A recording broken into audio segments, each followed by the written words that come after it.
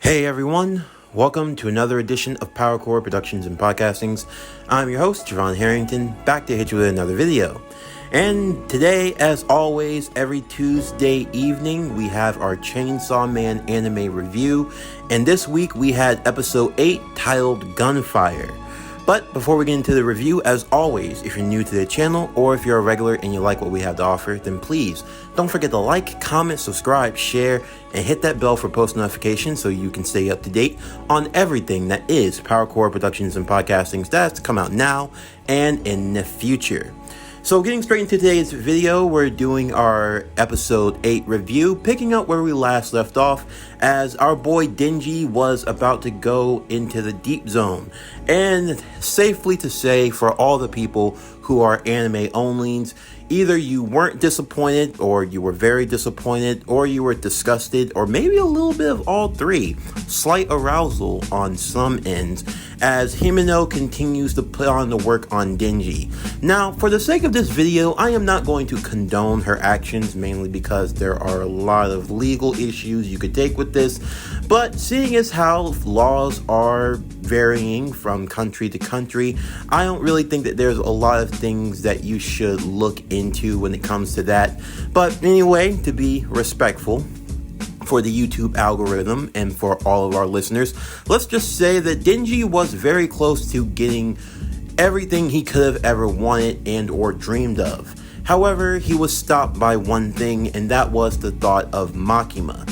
Yes, Makima is still on this boy's mind, and he pretty much feels he owes everything to her, and she is the person that he truly wants to be with, to truly experience all of his first times and all of the amazing wonders, even so far as when he left the bar with everyone else, she even gave him some medicine and a lollipop for him to eat on as a way of an indirect kiss.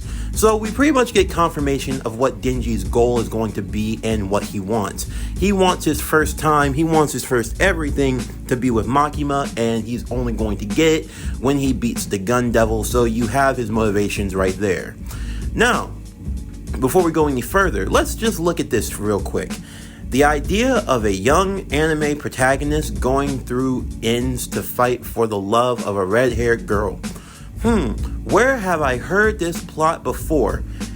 If you don't know, I'm making a reference to High School DxD, and honestly, the parallels between Denji and Issei to the Makima and Rias comparisons are undeniable, although I think we can all agree, at least for those who have read ahead in the manga, we will take Rias over Makima any day of the week. In my personal opinion, in my humble opinion, Makima, she's overrated.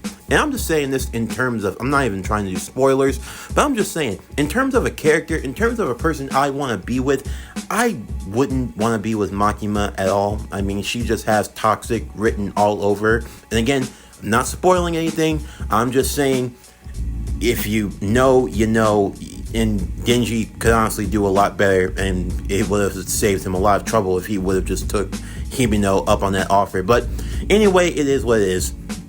So the next day, the two of them are talking over breakfast, and Himeno asks if Denji is really serious about trying to get with Makima. Denji makes it very clear that he'll get with her no matter what, even if her personality is shitty, even if she's a shitty person, even if she's the worst on earth. Denji has made his mind, and there's no going back. So Himeno decides that she's going to help him out. She's going to help him get with Makima, and they make this alliance. Now, as the episode continues, this is what I like to call pack hitting, because Special Division 4, yeah, they got lit up, they got rolled up. Yeah, they the enemy is smoking on that Division 4 pack right now, because we see as all of the members are spread out throughout the city, they're just getting picked off one by one by this mysterious gang. We start with Makima, who's on a train heading to Kyoto, and it seems like everything's fine on the up and up until everyone in the cart basically unloads all of their guns on her all at once. Now, the one thing I do appreciate about this, and I'll say this a little bit later, is that I appreciate that they recognize that only criminals would have guns in Japan. Now, for those of you who don't know, in the real world, Japan have very, very strict gun laws, unlike in America. So getting your hands on a gun in Japan is a whole lot more difficult than doing it in America. And, there are some times when you have animes that may or may not tend to be lax with this kind of rule. So, for one, if you're ever wondering why you never see a lot of guns in anime, not just for censorship purposes, but in realistic standards, most of the time, you're not going to be able to get your hands on a gun. Truthfully, you have a better chance of getting your hands on something like a sword or a katana or ninja stars. Like, you could probably get your hands on a lot of other things before you get your hands on a gun. And I mean this in all seriousness. You could probably get your hands on Samihada, for crying out loud, or getting your hands on any type of sword before you get your hands on a gun. So I appreciate that note to detail. But anyway, we see people all across the city in Squad 4 basically all getting shot up everywhere. We see Kobeni and Ari, they're about to get shot up. We see Makima, she's getting shot up. And you have Denji, Aki, Himeno, and Power are at lunch having some ramen. And we see a guy sitting beside their table. Now, at first, the guy is basically talking out loud about his grandfather, but then it's slowly revealed that his grandfather was the Yakuza boss from episode 1, the one that basically had Denji under wraps, and the guy is basically talking about how Denji ended up betraying him and killing him, even though that's not the case. But still, it's one of those situations where someone dies and it just is what it is. Although, personally, I cannot stand this character. And I mean, not like in the terms of him being a bad character, but I mean, he's written in such a way that it's like, you really just hate him and you kind of just want him to shut up. Because it's like, yeah, your grandfather, yeah, he was your family and all that stuff. But at the end of the day, he was an evil son of a bitch, and he had what he had coming to him, and he did it to himself, but he won't listen to reason. So Denji basically doesn't care at all, but for his troubles, he ends up getting popped in the head with a gun, no cap.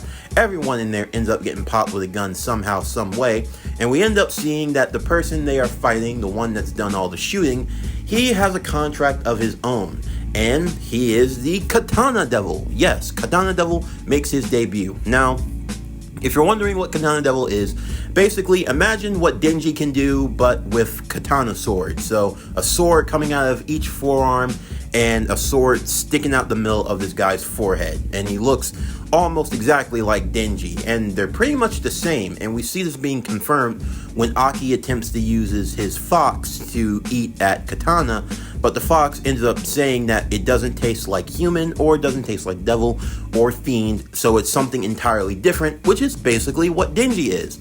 So Fox Devil ends up getting killed when Katana Devil splits and breaks out of it. So we see that even for the ones you make contracts with, they can be killed if something strong enough is able to kill them. Now, Aki is about to be killed off by the katana even after unsheathing his sword, which is actually not a sword, but a long nail, like a large, long nail that's basically been turned into a sword, and we see that it actually has the ability to curse every time it's stabbed into someone. Now, he was only using it, or he was trying to save it, basically, and he was going to try to use it on the Gun Devil, but seeing as how he was in a life or death situation, he had no choice. He ends up stabbing it 3 times into Katana, and it's about to kill him once he's using the curse ability, but we see that the companion to Katana is able to break it free, a young girl who has her own ability, and that is the snake, which is pretty deadly to say the least.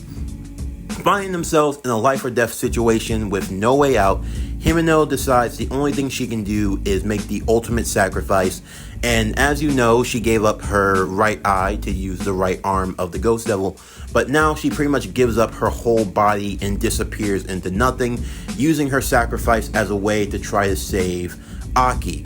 Even though she knows that this will make Aki very sad, as Aki is the type of person who cries over his lost comrades in private. And it really is an emotional scene, even though, some people will like Himeno and some will hate her. It really does play into the idea of this world not being a very forgiving one. And again, like I said in the very beginning of this review, you're going to be attached to a lot of these characters, or you're going to find a lot of characters that you really like.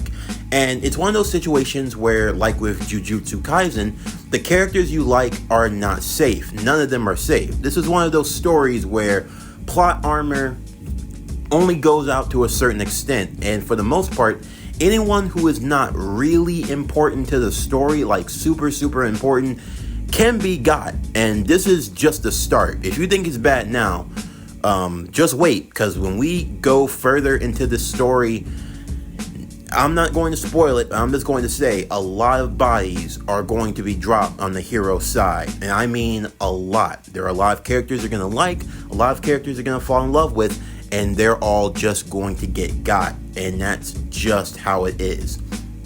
And basically, that pretty much sums up the episode. We are now about to go into the next arc with Denji, as he's about to face off against the Katana Devil, and we're about to see Katana versus Chainsaw.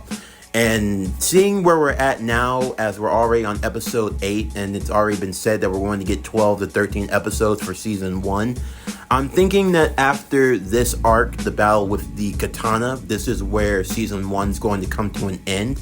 So the fact that we're going to end off on a banger like this, if MAPPA can finish it up, come out strong the way it went in strong, I think Chainsaw Man is definitely going to be up there with contenders for anime of the year, just off of the strength of 13 episodes alone. And again, I think a lot of people, they're going to enjoy season 1, and I think the popularity of season 1 is going to catapult Chainsaw Man into season 2. Which, again, we don't know when season 2 is going to be. Now, some people might theorize it would be the same time next year. And if they're only going to do like 12 or 13 episodes a season, then maybe. But if this is any indication or anything to go on, this might be the one season where you do the 12 or 13 episodes. And then every other season is around 24, 25-ish. So that's something you could be looking at going forward. But anyway, I think this was a good episode. Animation, top quality as always. Definitely felt the emotion with this episode, and I'm looking forward to the action as we are getting ready to get Chainsaw versus Katana going into the next portion of the story. But anyway, that's going to do it for the end of today's review. Stay tuned for next week as we do the review for episode 9 of Chainsaw Man. But anyway, that's going to do it for the end of today's video. I'm Javon Harrington with PowerCore Productions and Podcastings. Signing off, and I'll see you next time.